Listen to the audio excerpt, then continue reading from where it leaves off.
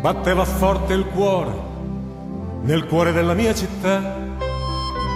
La nostra primavera era un canto alla libertà, la libertà di far volare i sogni ed il nostro futuro, oltre il tramonto rosso di un cielo ancora puro. Torino prussiana e nera, Torino borghese arcana, Torino che ha macchiato di rosso la sua bianca sottana, Torino che grida forte al cielo, sceso tra le sue mura, di accendere una stella dentro ogni sua paura. Torino operaia e fiera, Torino partigiana, Torino che brucia i bordelli della festa cortigiana, Torino che danza attorno ai fuochi accesi tra le sue mura, per riconquistare il giorno dopo la notte lunga e scura.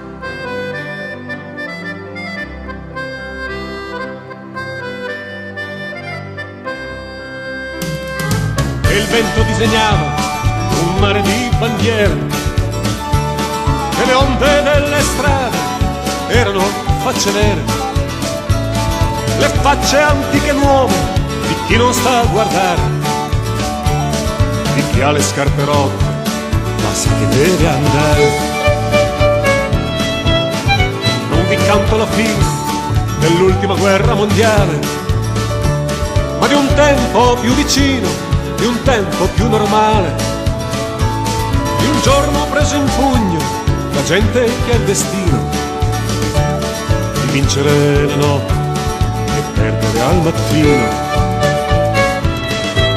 Eppure quella notte la voglio raccontare, eppure quella notte la voglio ricordare, a chi ha creduto e crede che cancellare la memoria sia giusto, sia moderno, sia il corso della storia.